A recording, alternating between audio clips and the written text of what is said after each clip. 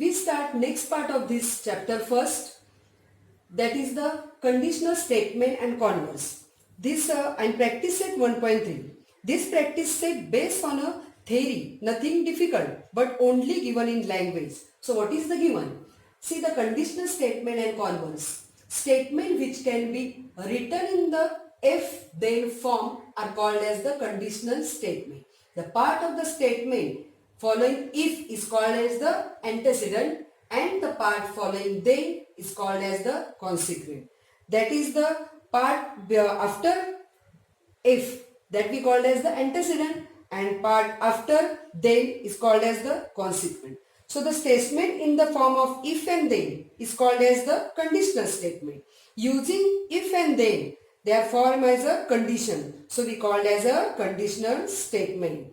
So consider the statement is given. These are the following the statement. Now if the antecedent and consequent in a given conditional statement are interchanged, then resulting statement is called as the converse of this given statement. Conditional statement is true, but its converse is not necessarily true. That is, see the one example, here statement given, that is the conditional statement. Why conditional? Because he put in here if and here then. If quadrilateral is a rhombus, then its diagonals are perpendicular bisector of each other. In this statement, this part is the antecedent and this part is the consequent.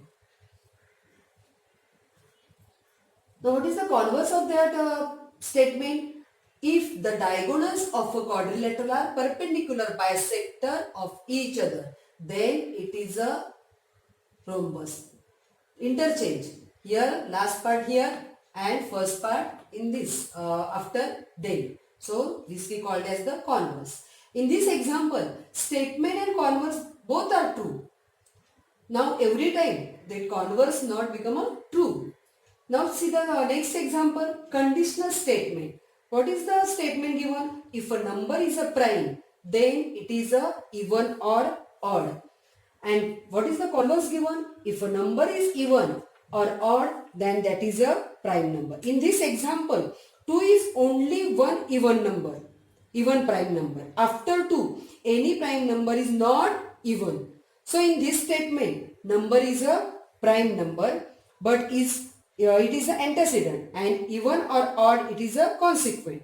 So what is the converse of this statement? That is, if number is even or odd, then it is a prime number. So this converse is wrong because only 2 is even prime number. So statement is true, but its converse is false. Now we see the next part, that is the proofs. Now this statement we prove. We have to study many properties of angles, triangles, quadrilaterals through activities. In this standard, we are going to look subject of geometry with different points, which has originated by Greek mathematician Euclid.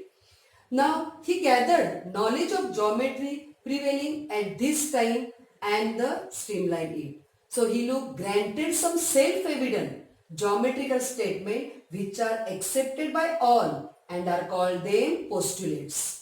He show on the basis of this postulate some more properties can be proved logically, and that property proved logically are called as the theorems. Now these are the some postulates which Euclid derived.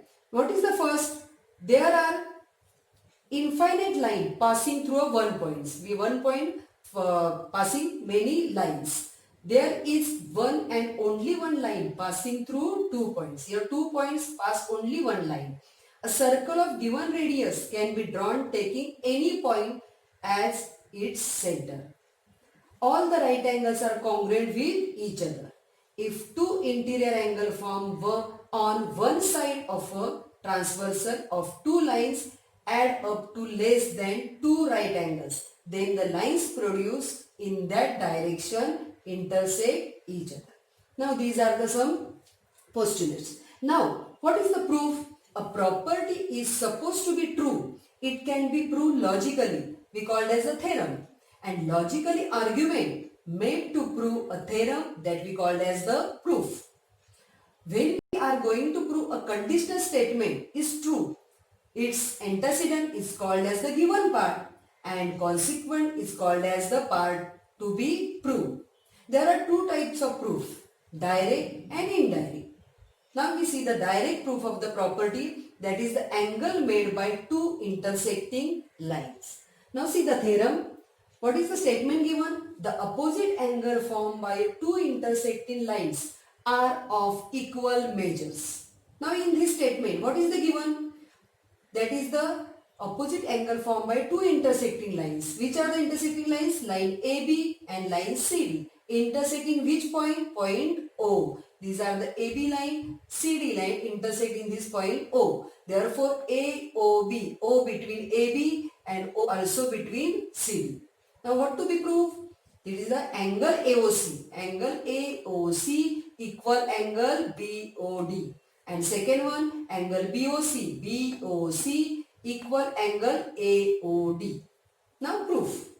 How to prove this statement? So angle AOC, angle BOC.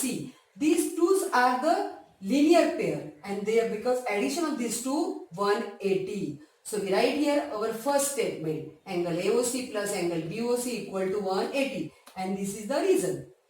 Now second point, that is the angle BOC. BOC and BOD. Also these two angles are linear pair. This addition of these two angles 180. So we write here our second statement and this is the reason. Now this statement number 1 and statement number 2. 180, 180, these are equity. So angle AOC plus angle BOC equal to angle BOC plus angle BOD. Here angle BOC cancel, angle AOC equal angle BOD. So similarly, these are the first one we prove. Now second one also prove same this time.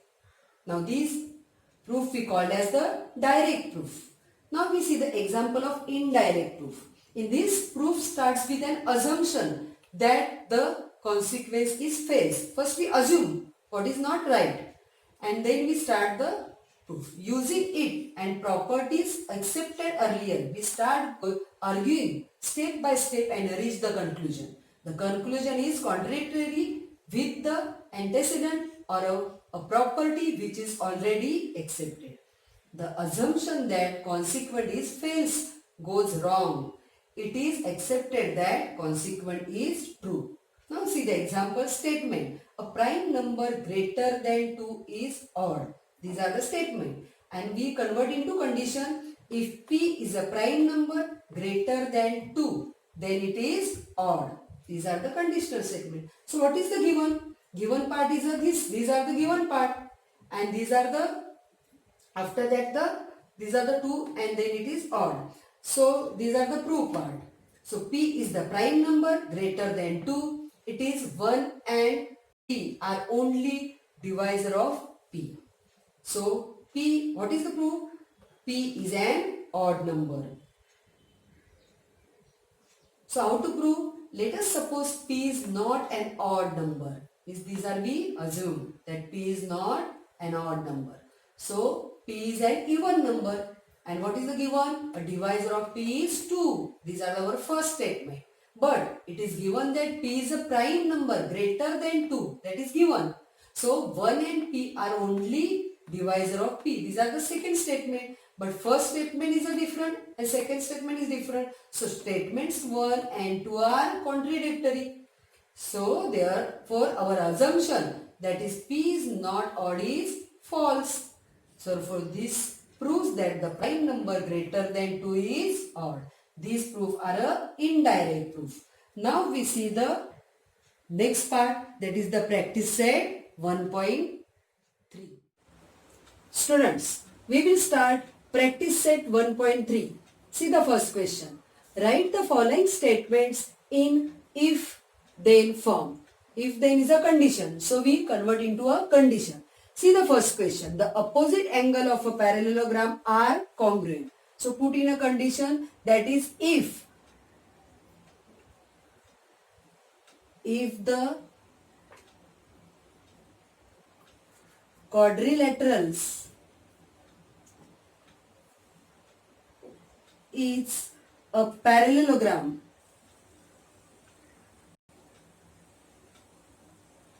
then its opposite angle are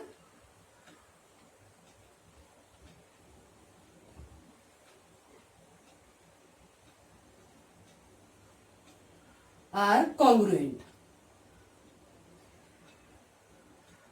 So this statement we put in a condition.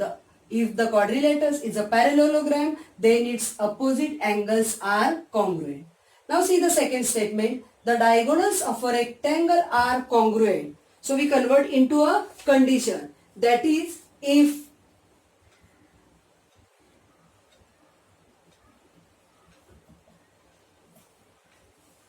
a quadrilateral is a rectangle,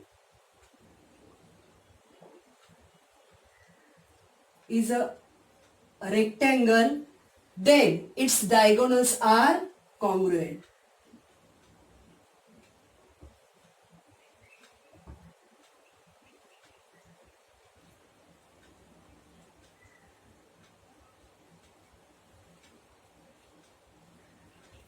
Diagonals are congruent. Now see the third statement. In an isosceles triangle, the segment joining the vertex and the midpoint of the base is perpendicular to the base. In this question, we put here if. So what do we write? If the triangle is isosceles,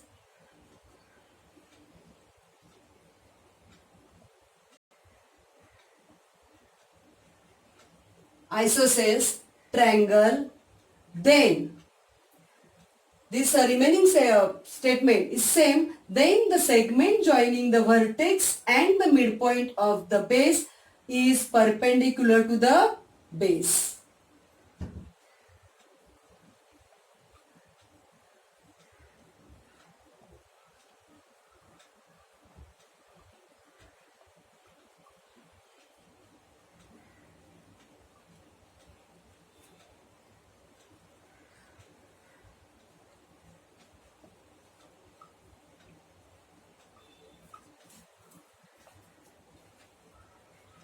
Perpendicular to the base. So this is the condition. Now see the second question. Write the converse. What is mean by converse? That is the reverse. So given statement, the alternate angle formed by two parallel lines and their transverse are congruent. So we write here this in a converse form. So if the alternate angles an alternate angle made by two lines and its transversal are congruent,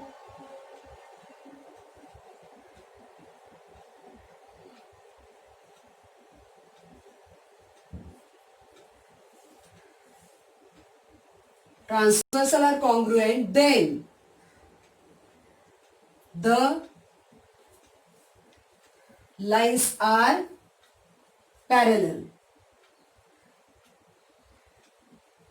So in this statement, this part we took the first and the first one in a last. So this is the converse. Now see the second statement. If a pair of the interior angle made by a transversal of two lines are supplementary, the lines are parallel. Now put in this converse. So we write here if two parallel lines are intersects by a transversal,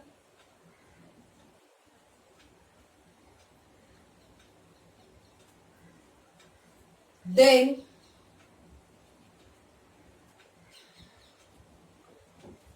interior angle so formed are supplementary.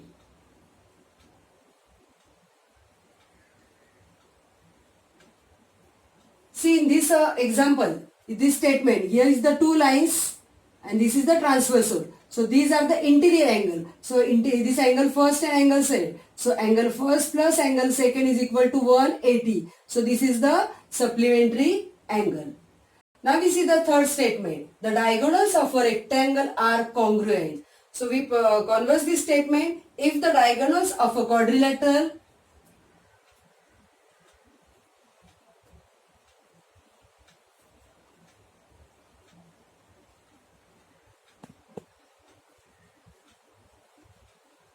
if a diagonals of quadrilateral are congruent,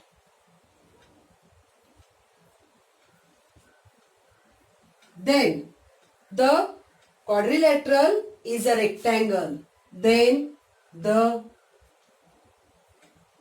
quadrilateral is a rectangle.